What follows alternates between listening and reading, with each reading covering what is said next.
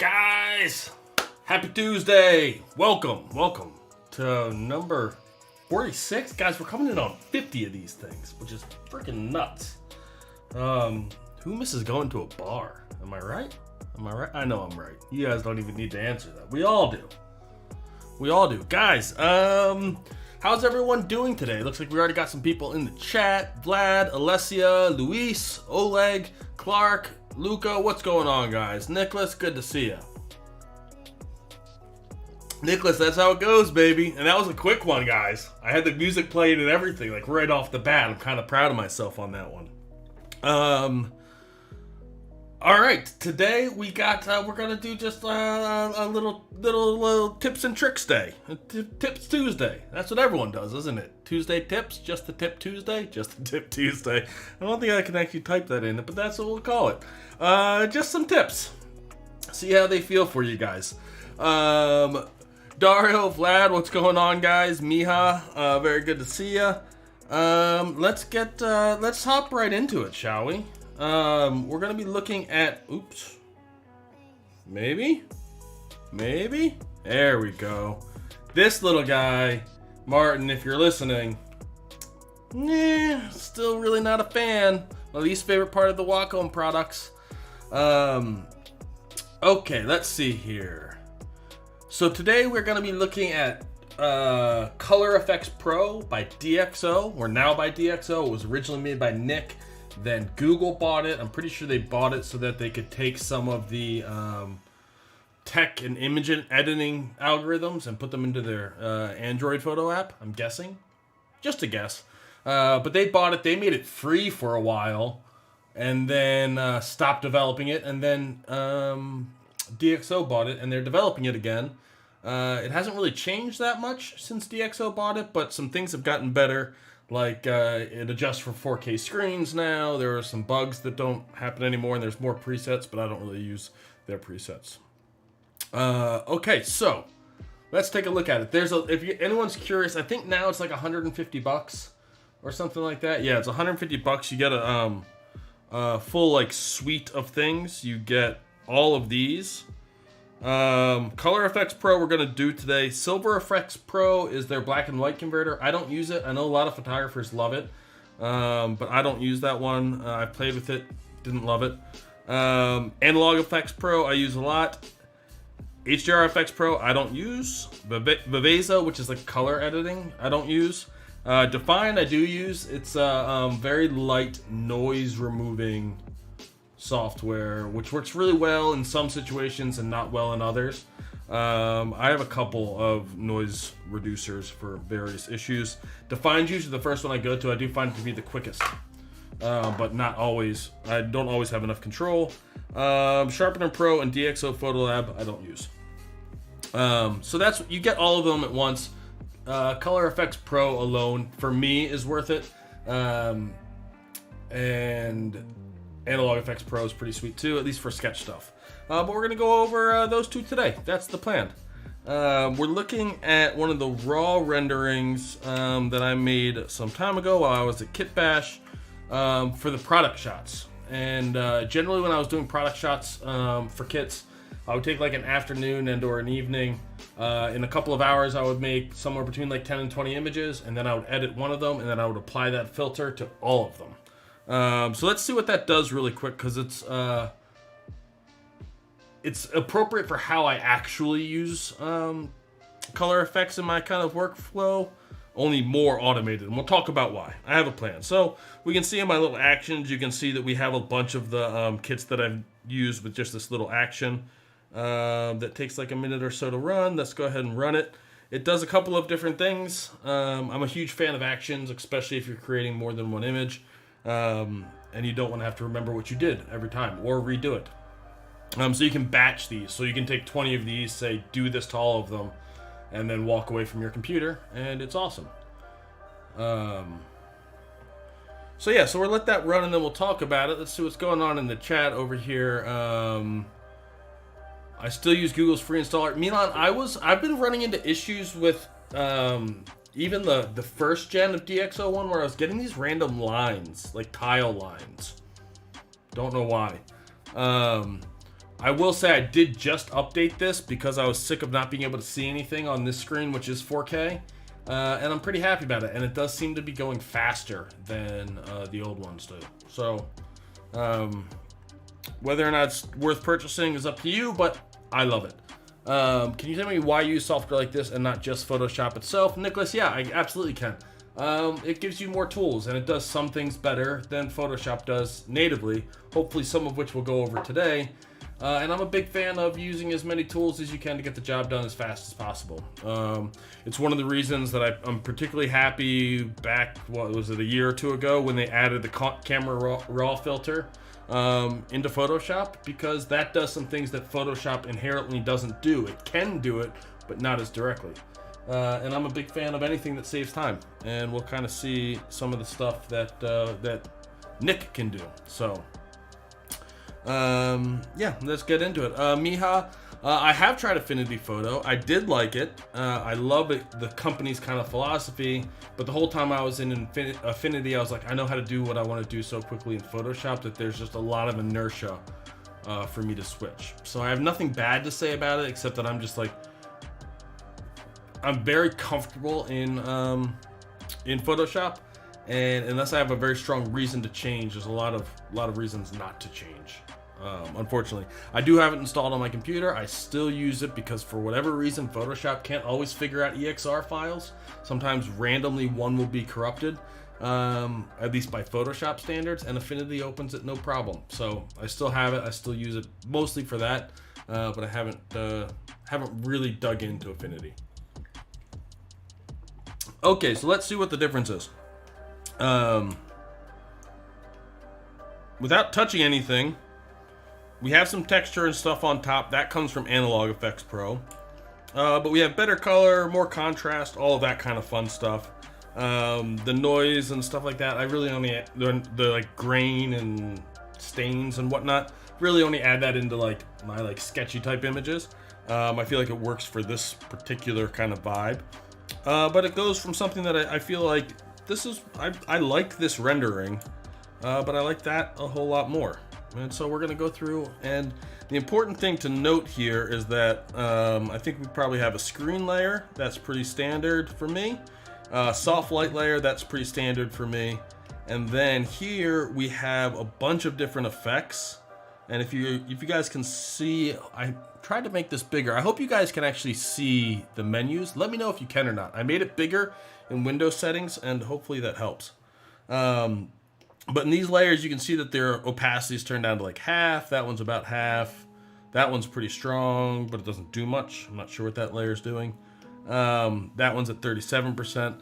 And that's how I generally use it, even in my like professional, more cleaned up things, is I'll just use like, there's like 3 presets that I've made that I really like, and I generally just run them and then dial them back or paint with a mask for where I don't like what it's done. That's generally how I use it, and we'll go over why when we get to it. But this is a nice, that's kind of how I obviously generally do more painting in my post-production, but if I'm doing a lot of images, I don't do all of it at once. So let's go ahead and make a new layer. Ooh, that was the wrong button. Let's go ahead and open up Nik Color Efex Pro just over the raw rendering and see what we can make happen.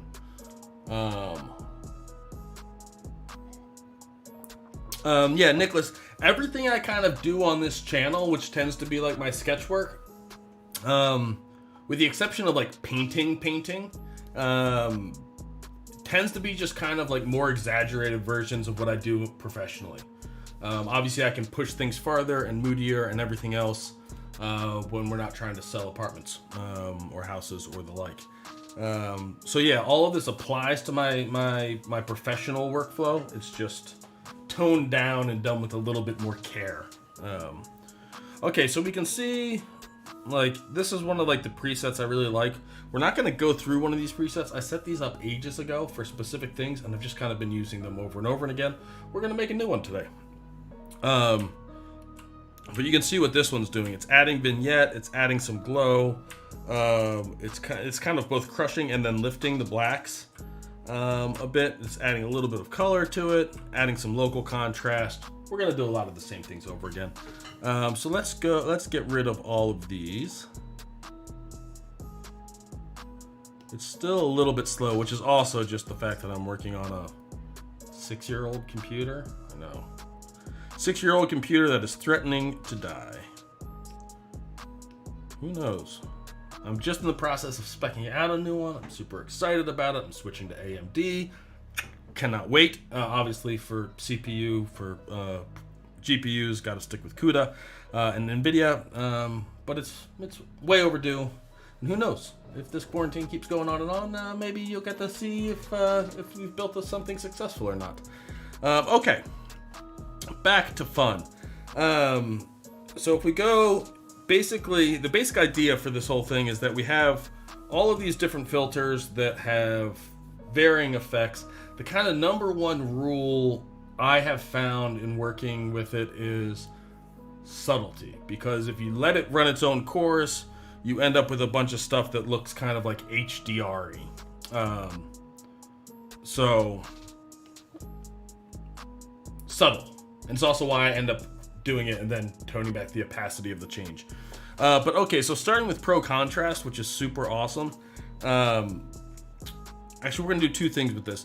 One, you have dynamic contrast, which isn't just applying an S-curve to the image overall. It's actually looking locally and applying contrast. So it's a good way. I have a tendency to like blur my images too much while I'm working on them. And they get a little bit muddy. And this is one way to bring back some of that detail, just not at 100%.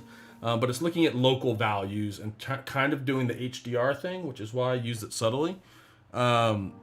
But if we toggle things back off and on, you can kind of see that most of the image gets a bit brighter, but we get more contrast kind of even in the shadows and all of that, which would normally get crushed if you just put like a straight S-curve onto this thing. So yeah, so be careful with it, but it's awesome. Correct contrast, I don't think I ever use. Oh, correct contrast. I think that's what happens if you apply just a standard S-curve to it. And you can see the difference. Obviously, all the brights get blown out, all the darks we lose. Dynamic contrast, which looks locally, is just going to add things little by little. But let's just use a little bit. And actually, this image doesn't have a strong color cast on it. And that takes it kind of green. Here's what we're going to do really quickly. We are going to give it a color cast to show what that does. So let's make it reddish. Okay, so now we have an image that, you know, for whatever reason, ended up super duper red. Correct color cast is like a great kind of starting point for an image, especially if you don't love kind of the tone that it already has, because it'll neutralize a lot. And so you can see just with correct color cast at 100%, it goes from reddish, purplish, ugly, back to a pretty neutral, I think maybe a little bit green. That could be my monitors or the giant light shining in my face. But it does some really sweet stuff. And you can always, it's not one of the softwares where you can only use one of each thing. Analog Effects Pro is that way. So if you want to have them separated so that you can toggle them off individually, you can do that. So you can add in dynamic contrast, something like that. And at any given point, you can press P to see what you've done. So, assuming that we were starting from this red, got introduced somewhere in the renderer or in the sky or whatever else, when you lit the scene, we're back to a neutral scene. And now let's start using some other stuff. Yeah, why not? Okay, so there are like a couple ones that I like using a lot right at the kind of beginning. You guys know I'm not a fan of kind of the kind of hard edges you get from CG stuff, and so we can do some like blurry things. Again, trying to be subtle with them. Classical soft focus is one of the ones that I like. We can see what that does. It's going to make everything brighter. Obviously, it's kind of emulating a faulty lens, kind of, not with any specificity, but basically just trying to like soften everything. There's a thing worth noting with this filter and with a lot of filters, which is if we take the strength of this down to 0, it's still adjusting the image. Hope you guys can see that with all of the compression things happening. This is set at 0 and it's still doing stuff. Don't know why that's the case. It's true for not all filters, but a lot of filters. If we click on this little control points guy here, we can adjust the actual opacity of that. So we can take that down to 0 altogether. I have not found a way to work in a way that I like without using opacity pretty heavily, right? So like if 0% strength is still not 0% enough, opacity is where you want. Diffuse detail just kind of adds noise in this one.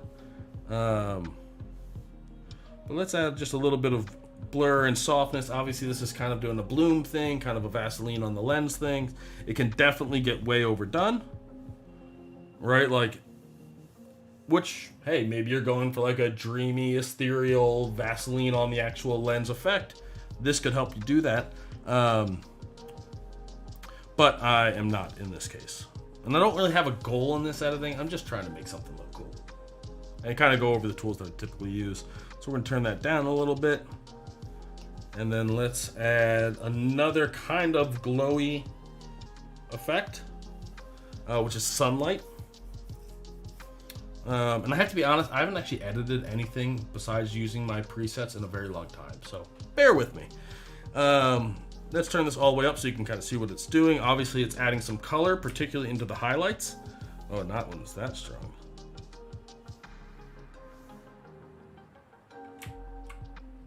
This one, if you look very, very closely, it's not just adding glow, it's not fringing, but like look right next to this, what's it called, chimney. You can see that we're getting like a little darkness around it, like bad HDR. You got to be careful of those things, unfortunately. But we'll just kind of tone this down. This is another one I'm pretty sure that if we turn it down to 0, it's still going to be doing quite a bit, which it is, right? So we're going to tone this down. And is this a good one? No, I know. There's another really cool masking tool that you can use, especially if you're using this to edit individual images, like one by one, not my kind of preset approach. So let's go ahead, and you can adjust the light temperature, right? If you wanted to go cool, you get kind of a cool glow across everything else, which actually doesn't look terrible for this. Which one do I like more? Maybe we just go somewhere in the middle, which end up being kind of neutral. Yeah, that's kind of cool. Let's leave it there for now. Let's go. So there's another one which you are in risk of ruining your image, but not always. Sometimes it's really nice. We're actually going to do this after. We're going to do that in a second. Rethinking. They have, I believe they have 2 vignette options in here. They have 2. We'll use both of them. They have dark and light and center, which I like quite a bit. Like this is a dark image. We might not want to actually add, if we wanted to add more vignette into this, we might want to do it by brightening the center as opposed to darkening the outsides or some combination of the both. And this lets you do that, but only with limited amounts of control. So like if we turn that all the way up, you can see that the inside is, or should, get brighter, and then the outside stays dark, and then obviously we can do the opposite, and then it's going to look terrible, but you get the idea of what it's doing, both brightening and darkening. So I generally find a little bit of both is nice. You guys have seen my work. I love vignettes. For vignettes, and to like kind of compare this to my personal workflow and or my professional workflow versus my sketch stuff. Vignettes in my professional work, I generally try to have, they're always there, but they shouldn't be super noticeable. Sometimes they still are. But with this type of work, I think a nice, I'm going kind of for an old distressed look. Heavy vignette fits that. Compositionally, that keeps a viewer looking into the center of your image. So that's a little bit of a heavy vignette. You can obviously see like kind of how clearly defined it is. We can move the center by pressing place center. So if we wanted it to be over here for some reason, we can do that. We'll put it right kind of on our focal point of this. It's not the most exciting composition. I like this image a lot. It's not the most exciting composition. It was made to show off a kit. Okay, so we're gonna do dark and light and filter, and then there's a couple vignette. They have a blur one, filter and lens. Let's play with them. Okay, so this one gives you a bit more control over the shape, and also, I'm guessing whenever you have this, you have like a couple different kind of like preset options, you know, to play around with per your taste. Adapt edges, I'm gonna guess, goes from a circle to something more of a square. Oh wait, or is that? I don't like. You can see that giant halo. Like I said, you got to be careful on these things. That seemed to be adapt edges. Maybe? Yeah, okay, adapt edges. I think we're gonna get a giant halo. Yeah. Don't use adapt edges. You can see I don't really use this vignette. So anyways, we have more options in this one. Let's see what the other one is. That one is vignette filter. What does vignette lens give us? Meh. Just another. We're rediscovering why I like dark and light and center. This lets you choose between a circle and a rectangle, the size of it and the brightness of it.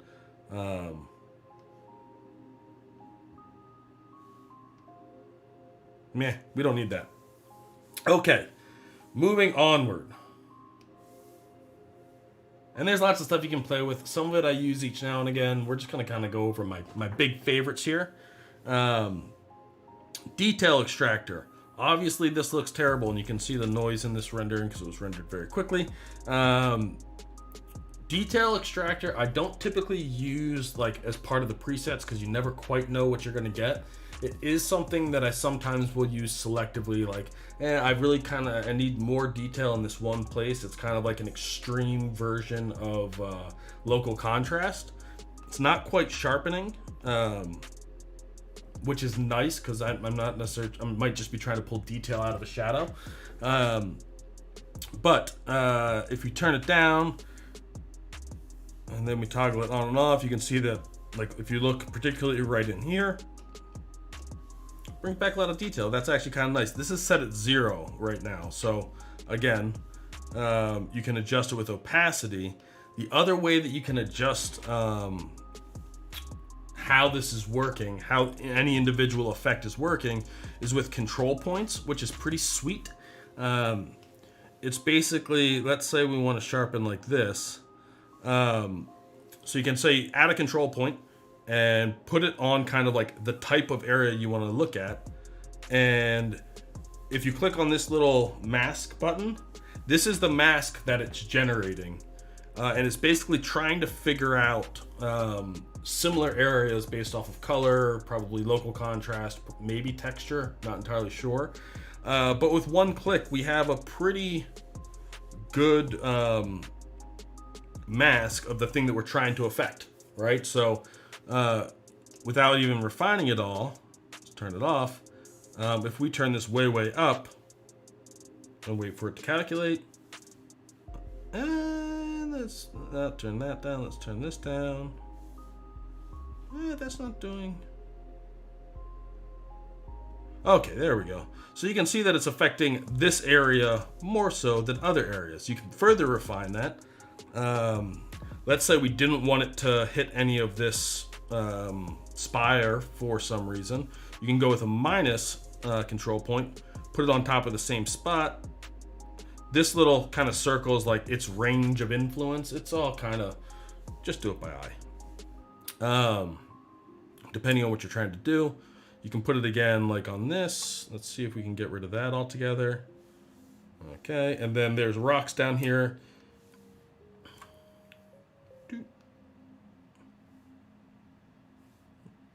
And then you can copy the pluses as well if you're saying, I want this whole thing to get caught. Okay, and then we'll just make this guy bigger. And it's like the lazy man's quick masking, I guess you can call it. So we've made all of these masks to control the effect. Let's see what we're actually getting now. Just gonna come back, hit it twice. Gotta hit. I don't know. Right, like there's still gonna be some bleed obviously, but we're pretty targeted in what we're correcting at this point. Obviously overcorrecting for illustration purposes. But this is the same is true if you have like a forest and you want some parts of it to be like a little bit warmer and a little bit cooler. You can use control points to kind of do all of those things, which is awesome. And then to get rid of them, you just select them and delete them. Can you select multiple ones at once? Yeah. Yes, I do. So anyways, detail extractor turned way down low though. And there's a couple different options. I don't think I changed this that much.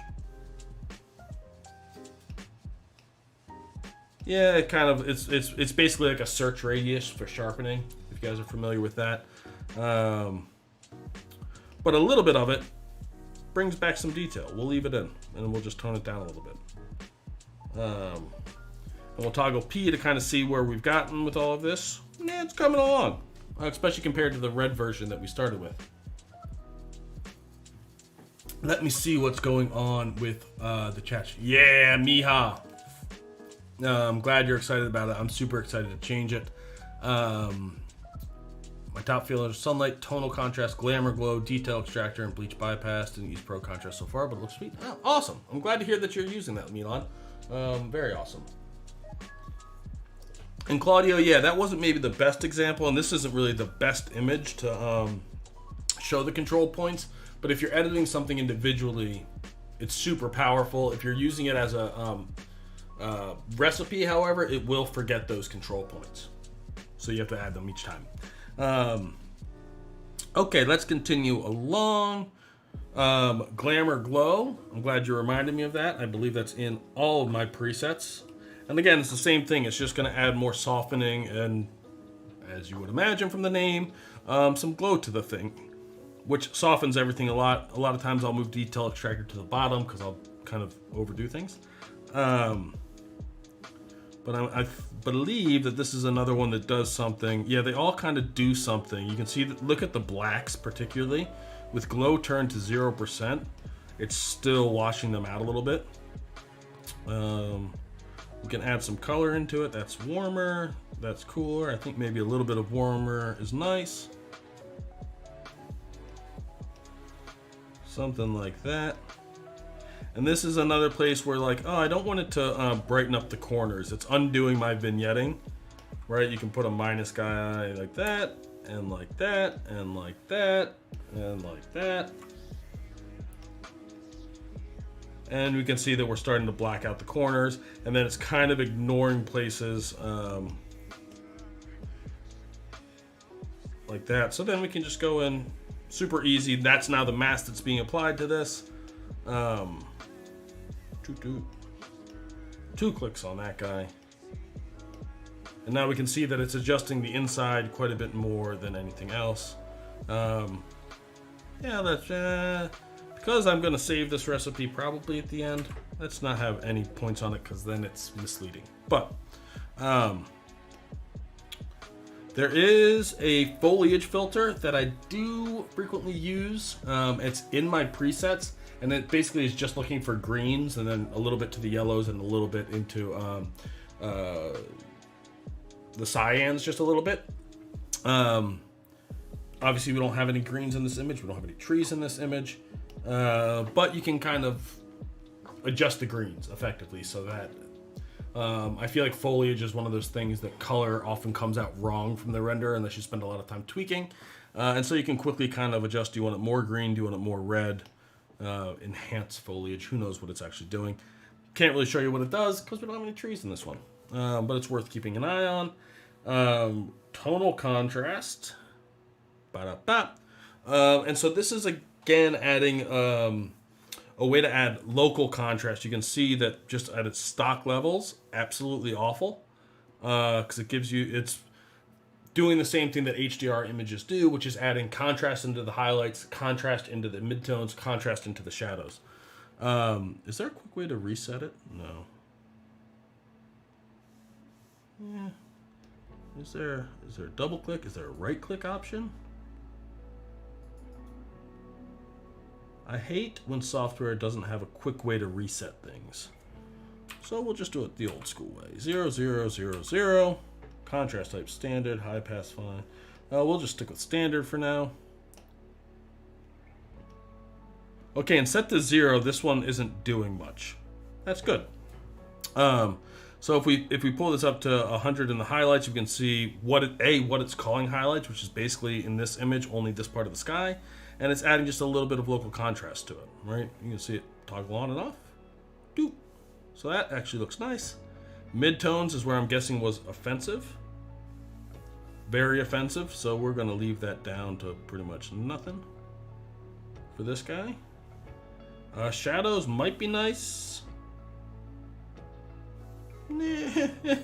Not like that, but maybe just a touch of it. Let's see.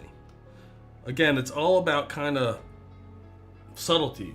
You want to layer lots of effects, and you want them all to affect things very, very little, is what I personally find.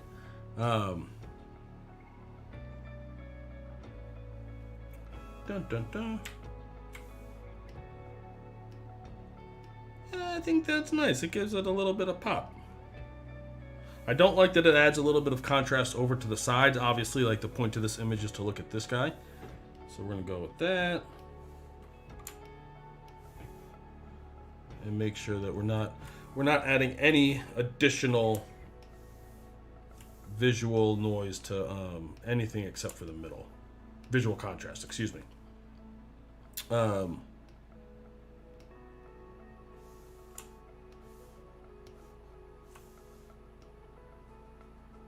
we go. All right. What else do I like to use? I know I've used the skylight filter before. I don't remember what it does. We're going to find out in a moment. Let's turn it all the way up. Oh, yeah, you got to be selective with this one. Add some color. I would say don't put this in a preset unless you're choosing to make lots and lots of presets. We're going to leave that off for now. White neutralizer. I wonder if they've sped this up. This used to be really, really slow. Is like, oh, they have sped it up quite a bit. That's awesome. So you can just grab colors, and it looks for colors across the scene and tries to neutralize those colors. You can adjust how much it's affecting everything versus just neutralizing the color that you're picking. So trying to get any color that you're looking for into. So if we go to like blue, it's making that all into grays, and this image is kind of a split-toned image, right, as far as color palette goes. Or we could go with browns, and then all of the blues come back and overpower things for this image. I don't think it's doing anything good for us, but it's another way to kind of creatively control white balance. Kind of, that might be a little bit of a stretch. It is something that I play with sometimes. We'll leave it off for now and continue moving forward. Also, if there are some filters that you only sometimes want to use, but you want it there and ready to go in your preset, if you save this preset, white neutralizer will still be there. It'll just be turned off so that you can, play with it selectively, but not worry about it. Milan, you mentioned bleach bypass. I'm going to turn it on so people can see it. I'm not a huge fan of it unless you do it really selectively. Bleach bypass, for those who don't know, is a way of developing film that created these kind of like super contrasty, desaturated images. That's about the extent that I know about it. It does come from a film developing history. It gives you a very graphic look, and it almost always gives you a very graphic look. And if you want that kind of old, faded, graphic beach look, this will get it done. You can adjust local contrast. That's going to go HDR-ish. This, I think, is going to go more graphic, which it does. And I'm going to guess, yeah, we don't really even have any control of things, so opacity. And then you can affect shadows and highlights. I don't know. I don't really play with that, for better or for worse. Milan, I can't go through and give away all of D-Box's secrets. But no, to my knowledge, I don't. Maybe some of the artists are using Nick and some of them aren't. I don't know. They don't have like a specific. When I was there, it was very much make every image beautiful, and so what that took was always different. And I'm sure some of them got to be using Nick. That's about the time that I started using it. I can't remember if I was using it at D-Box or not, or maybe that's where I learned about it. I don't know. I've been using this since Nick still owned it. back in the day. So anyways, bleach bypass does do some cool stuff, but it's obviously giving you very much of a look. Whether you're looking for that or not, who knows? And it does, if you turn it way down so that you don't actually get like a bleach bypass look to it, it just kind of adds in contrast. But it adds contrast in a different way than a curve would, right? And I feel like those little changes done in different ways, I find produce a richer image in the end than if you just solely do all of your contrast or all of your color correction with one method, right? The more ways that you're adjusting things, kind of the more you're breaking up that perfect CG result. So we'll leave a little bit on there is not bad. Let's leave it.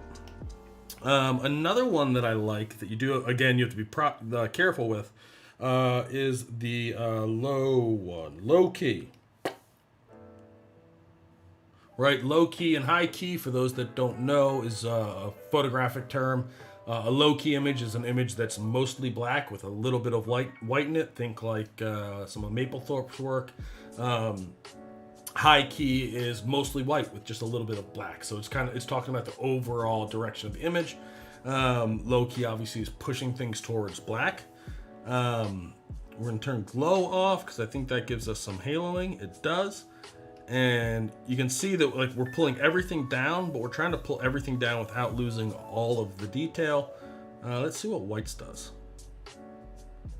It's how much you want to clip the whites, it seems. Bada bang. All right, so I'm not going for that in this image, and you would want to have an image that was set up for that. But you know, you can play with this all day long. Low key is not necessarily about clipping your blacks, right? Like ideally, if you're going to go low key on this image, you want the whole image to go darker. If you guys know Julia Anna big Greek name, Gaspiridou, and she works with Joel Tintelahar. They do a lot of low-key, beautiful architectural photography, kind of like fine art architectural photography. But the low-key filter can give you some of that when you want it. For this image, I don't think that we want it, but maybe we'll just leave it in there and just turn it way down. Why not? Is there anything else? I mean, there are a ton of other things. There are crazy filters. I don't know what ink is going to give us. I don't think I'm going to like it. But, you know, let's take a look at it as long as we're playing around again. Yeah.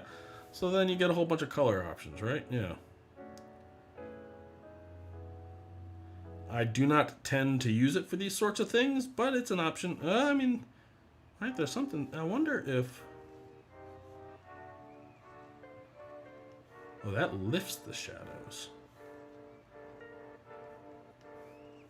I'm not entirely sure what shadows and highlights is doing.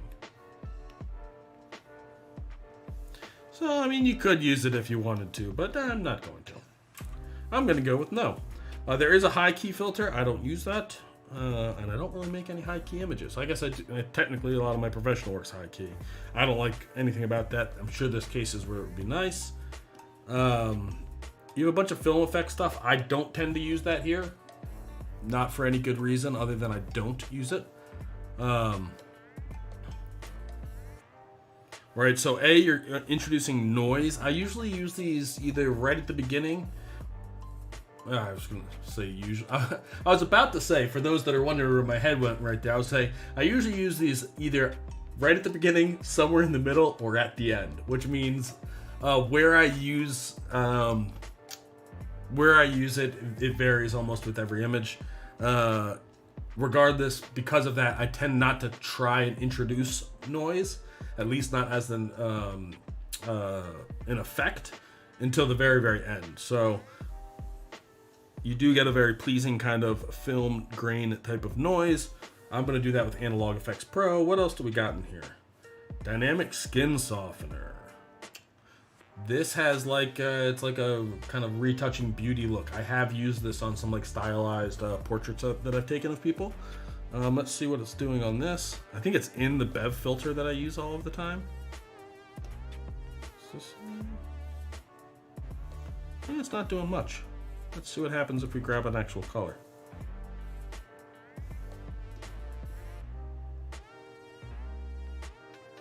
It's doing a little bit. See if we can actually see what it's doing. Oh yeah, this one you have to be careful of. It will introduce not halos, but like HDR halos, like the big halos, bad ones. So be selective. Worth playing with though. Cross processing, if you're into that, again, this is another film technique of how you process colors, process films, and we all know these, right? Like lots of different options. They look like Photoshop filter or Instagram filters. I'm not for or against Instagram filters. I don't tend to use them because I've already edited things to get them how I want them to look. But if you're going for like a stylized look, this can be a quick way to get you in that direction. Anything else? Contrast only. Yeah, let's see what this does. What I'm guessing this is doing is applying. No. Maybe. And I'm going to guess if we use contrast, we're going to end up with the same values but more saturation. Yeah. So this is the same if you apply like an S-curve in Photoshop and set it to luminosity as opposed to normal. Right? You can add contrast without adding saturation. There are some uses for that. Colorize, color, bicolor. I think I've used these in the past, not anytime recently. This is like actual split toning, right? So adding a certain color into the darks and a certain color into the lights. Blend, I'm gonna guess, is for where you're defining like the 50% point, right? And then they're gonna have a bunch of color combos. Yeah, cool versus warm. Looks terrible for this image. Is this? Oh no, I'm completely wrong. This is not split toning. This is actually like a bicolor filter for like a lens. So it's applying one color to the top of the image and another image color to the bottom of the image. I don't see a situation where I would personally use this at all. Either way, that's all the ones that I actually use to my memory anyway. So let's take off this last one. Let's see what we've done with this guy, and then let's take it into Analog Efex Pro. Oh, and then two things to mention before we do that. So we've gone from this like faked color to this guy, right? Let's actually see how much we've done. Let's see how much we've done compared to the non-red version. Before we press OK, which is gonna, it's either gonna add it to a new layer or the active layer, which you can set in settings. After clicking OK, apply the filtered effect to the current layer or to a separate layer. I always have it going to the current layer. I think by default it's the other one, but then you end up with a bunch of extra layers, at least for how I use it. But if we were to press OK right now, there's no way that we could get back and edit any of this or use it again. And you'd have to recreate it all from scratch. It's a feature that they really need to add, which is like open last use settings. So we're gonna save a recipe. Bada bing, bada boom. We're gonna say, what do we call this? We'll call it WO. Not WP. Wartime Optimism. Why not? And then we'll say okay, and so now it's in, and this is another thing, they separate it between custom, which are the ones that I've made since installing a new Windows or new Photoshop, and then imported, because you can save these out as presets as well. Anyways, so if we say okay, it's going to go through and it's going to apply it. It's going to take a second. Right, so that's the changes that we've made. We haven't made any masks, which is nice. That's where it came from, was this red version. If you're using this for professional work, and there's the chance that you're going to need to reuse the exact thing, The other option that you have, and Milan just pointed out in the chat, thank you for that, is you can take a layer and make it a smart object before you actually go through and do all this. Now, I personally don't use all this because I don't know. There's something about it I do not like. Well, for this one, I guess, is this what you were saying?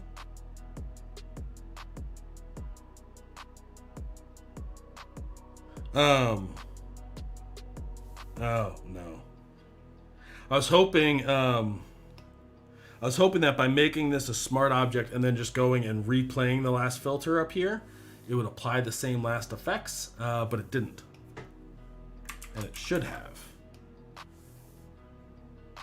And I think that that was a smart option. Right, so this is just going to go and apply the same last effects, but I can't actually get back into Nick color effects to adjust them unless... Is that the same? Oh, no. What is this? I don't know what's going on right now. This is not how I generally work with it. Find something that works for you and stick with it.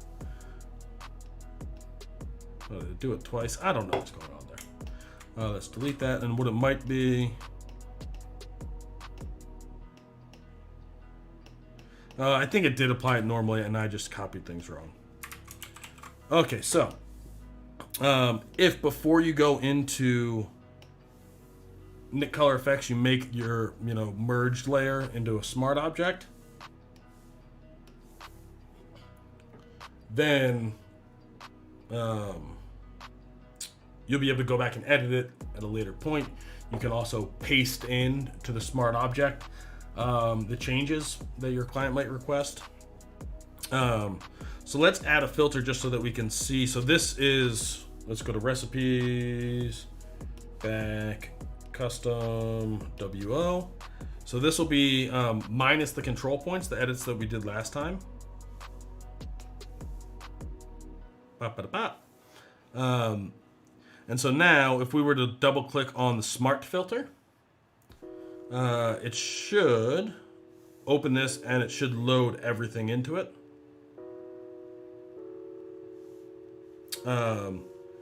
Which it is, and then it's just calculating through all this layer stack. But the other thing that you can do is, let's say the client said, please move this building to the right. And so we did something like that, and we said, okay, and we'll move it right there. And we'll leave all the edges intact. You can, let's copy that. You can double click on the smart object for those of you who don't use smart objects.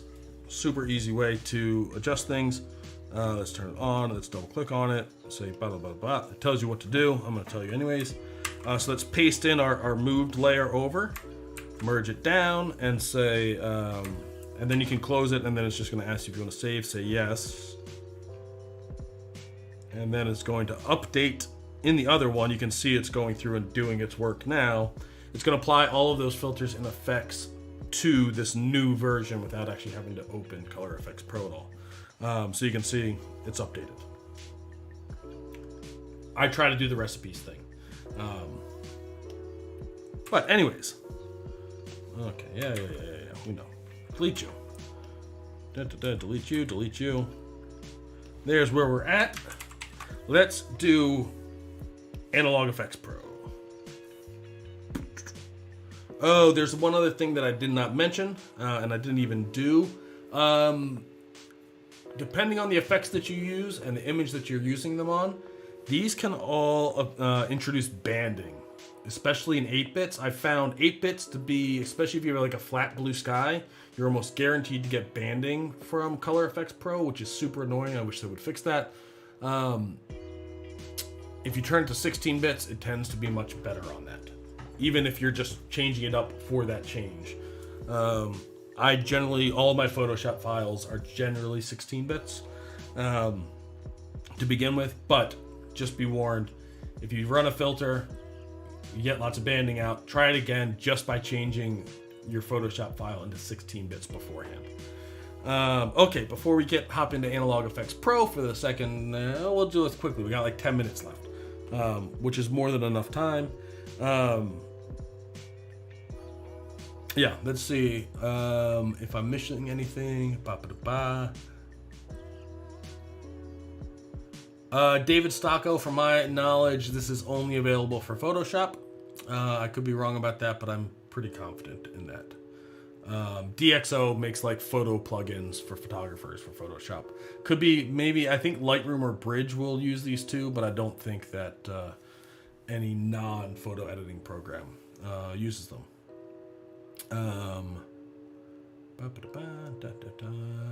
Yes, smart objects. I don't know why I don't like using them. I don't like using them unless I really have a reason to. Always been my philosophy. Not for any good reason. I don't have any thoughts on Nuke because I haven't used it in years and years and years and years. It's supposed to be amazing. It's also super expensive. I also don't do enough animation to warrant it for me. I do love DaVinci Resolve, however, and I use that to create LUTs, even though I don't do a lot of video editing or really any video editing.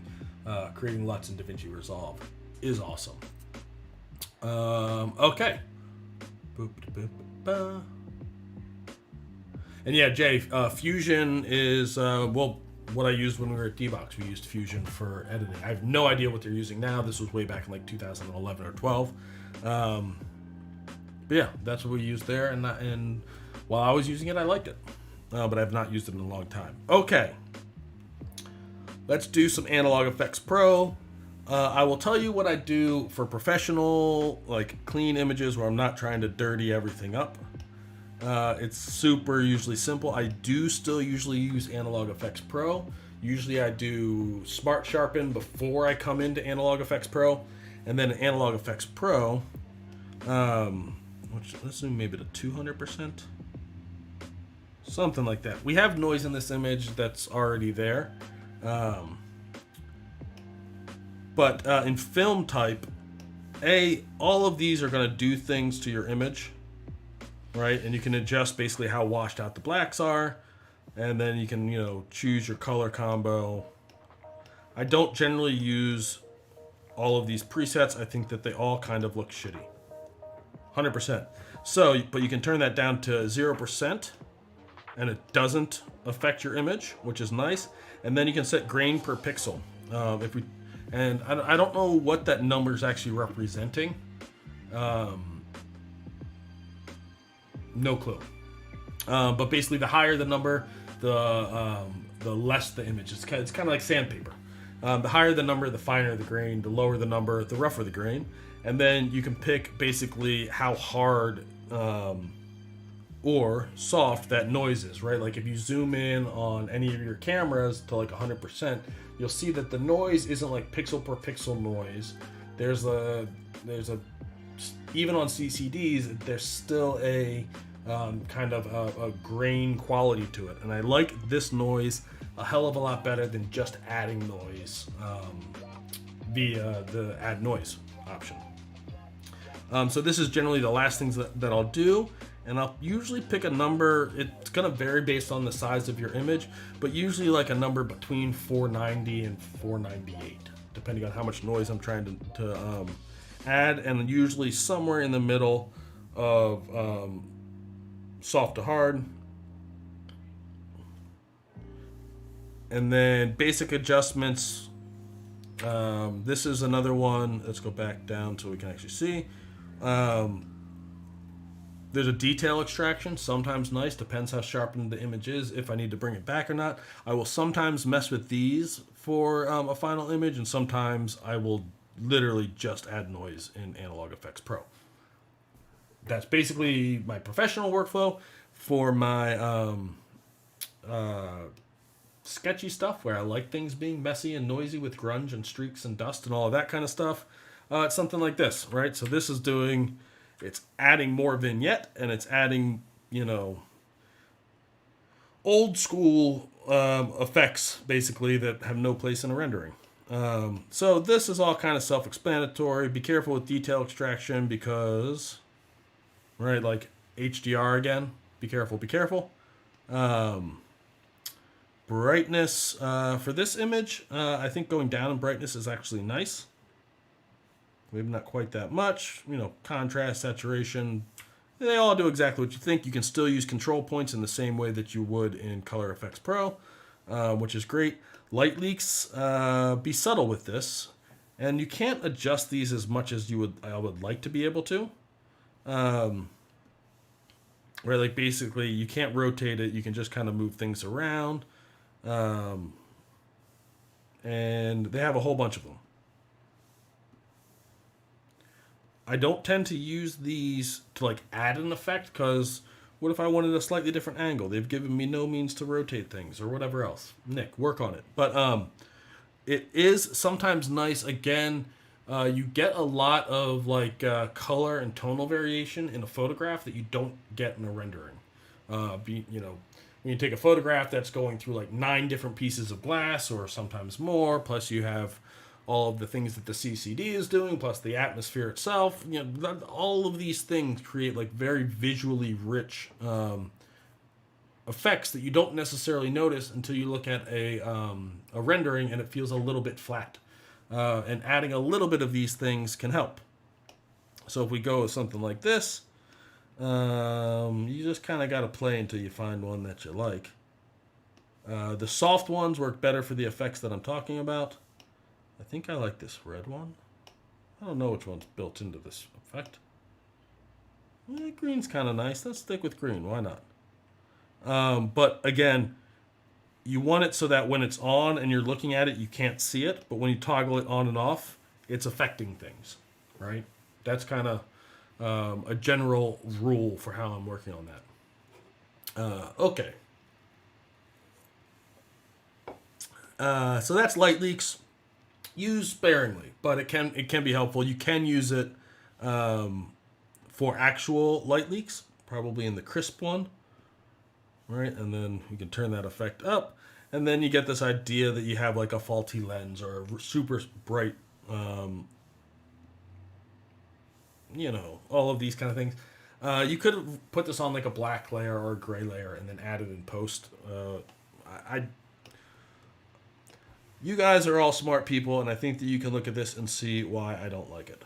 To be anything besides like a very subtle adding tonal variety, basically. Dirt and scratches, my favorite. You can adjust them from being mostly white to being mostly black. I really wish there was a way that you could take the color from the canvas. There is. You have to use a separate layer. It's a pain in the ass.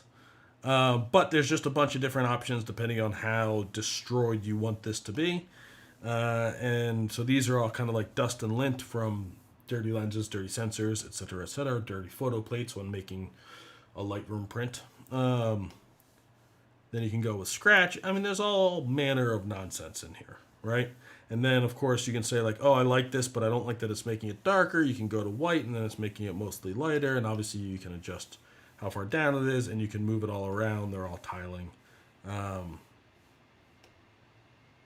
a funny one that's organic, which looks like something's growing on this thing. I think it's organic. Where's the growing ones? Is it the eroded ones I'm thinking of? I don't know, and I don't know why the textures take so damn long to load. They're like, there's got to be a black and white mask. Either way, it's a hassle. But you got lots of stuff that you can play with if you are trying to dirty up an image. I think I generally go with dust and lint for scratches. Something like that. Do we like it better light or dark? I think for this we'll go dark. And again, keeping it somewhat low so that it's there, but it's not grabbing attention. And I do have to admit that sometimes I put it there in a way that it grabs attention. Life goes on.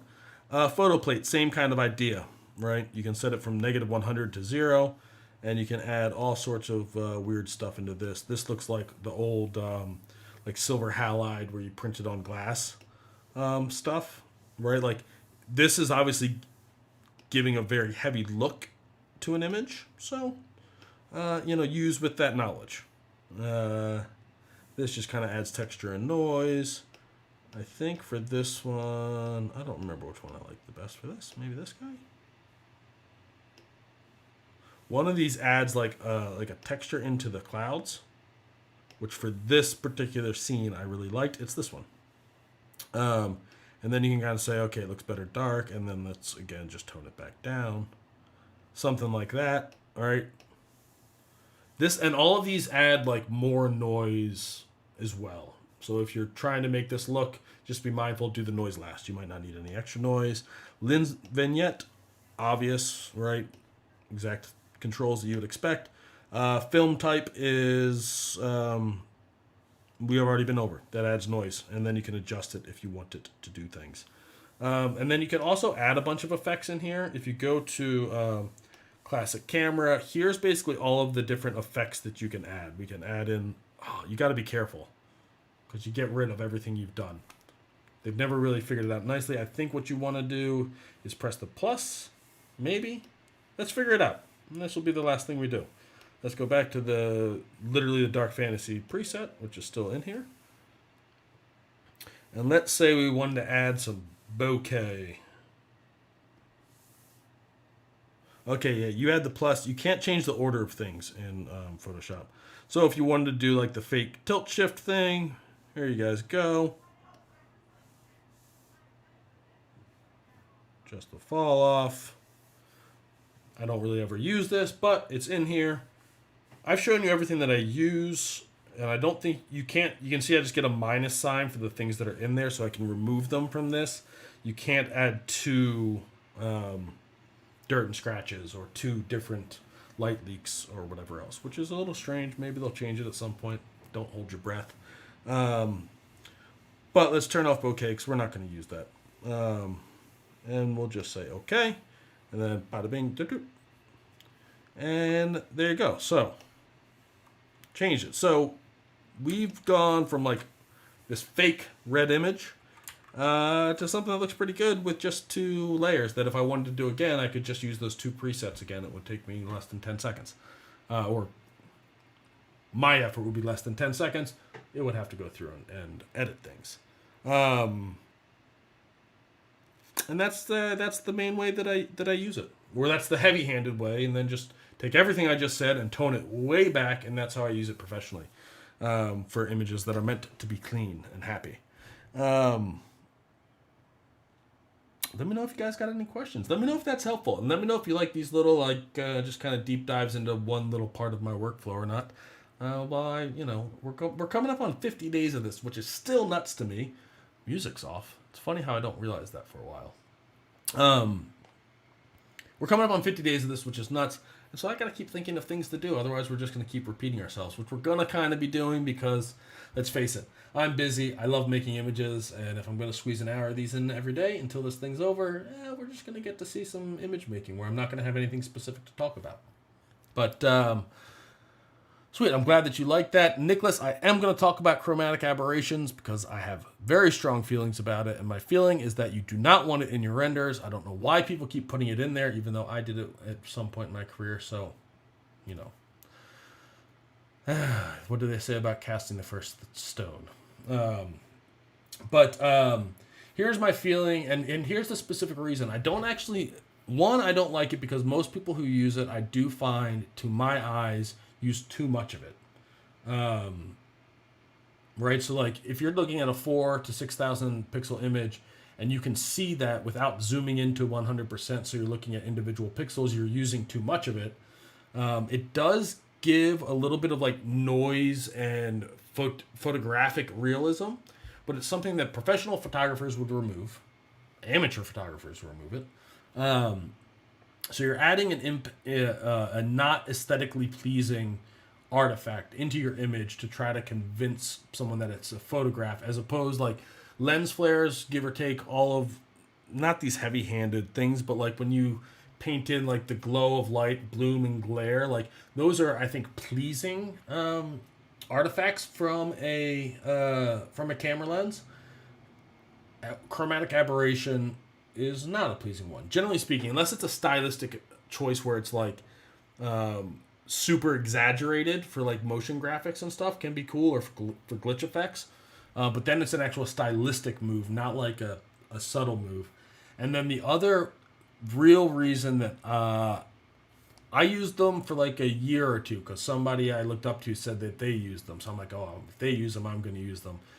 Professionally, here's a risk that you run that either you could do or a client could end up doing. Let's say you take this beautiful image, of whatever. Let's say you. I don't think you guys can hear me. If you guys can hear me, let me know. Are we back? Guys, let me know if you can still hear me, and let me know where it cut off so I can continue and finish my rant. Or did it never break at all, and it's just me randomly talking? Oh,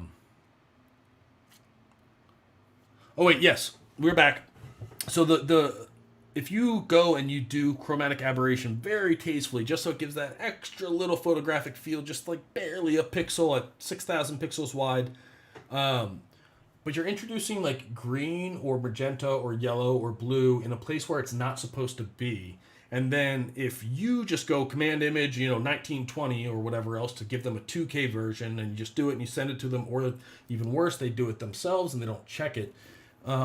The algorithm that is compressing it might pick out that greenish halo that comes from chromatic aberration or magenta or red or blue or yellow that comes out. The algorithm might take it and say that's an important detail, so while we're compressing it, we're going to actually sharpen that and maintain that detail. So what was really subtle at 6,000 pixels wide, then when it gets shrunk down to 1920 or shrunk to 1920, then God forbid shrunk again to 1080 or whatever else, or Facebook's algorithms, you can end up with what was a very subtle chromatic aberration being a sharpened one that just distracts you from a good-looking image. So there's a lot of ways that it can go wrong, and it's not adding that much, is at the end of the day my strongest feelings about it. So yeah, be very careful, especially if you don't have control over everywhere where it's being posted and how it's being compressed and how it's being distributed and used. Just be mindful that things can go wrong without you realizing it. And yeah, Dario, Bertrand's absolutely right. And at some point, then you're adding it in and you're risking a lot without really adding anything, especially when you're handing over an image to a client. That you want them to use your version of the 2K that you made, but maybe they need one in 1600 pixels wide, or they need one at 2560. They're gonna go in, they're gonna change things around on their own. I don't think there's any way that you could avoid it, and something that they won't notice, you'll look at and just cringe at, or at least I have in the past. So I'd just be mindful that it's not just about doing it subtly when you do it. It's making sure that nobody else or no other thing is going to do something that you don't want with it. Yep, that's my thoughts on chromatic aberration. That is how I use Nik Color Efex Pro and Analog Efex Pro pretty routinely in my workflow. Again, I just use these two presets that I really like that are just variations on settings of basically the filters that we looked at today, and then dial them in with opacity inside of the Photoshop layer stack, as opposed to going through and clicking around. Like, it's not the fastest editor because it has to calculate the stack each time and it has to do all the mask and blah blah blah blah blah. So I have two filters that I like the way that they look. I encourage you to kind of play around, find some effects that you like. When you apply them to different images, they're going to look different. Sometimes that's really nice, sometimes it's not. Either make new filters or just dial down the opacity once you've applied it. Super simple.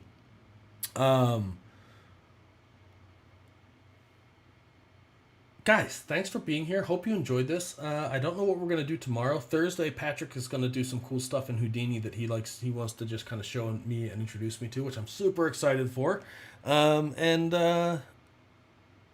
Maybe we'll make something tomorrow. There's some other things that I want to try that are like little experiments, kind of to test some things. But maybe tomorrow we'll just make an image or start making an image. Maybe we'll just do thumbnails or something tomorrow. I don't know. I'll be doing something. I will be here. Thank you, as always, for being here. We will be back tomorrow. Good luck. Tell someone you love them. Stay positive. Make something cool. And it's awkward time. It's always more awkward when I'm using the Wacom, because that adds 2 switches into it. What can you do? Milan, thank you for the kind words. Everyone, thank you for the kind words. We will talk to you soon. Be well. Beep.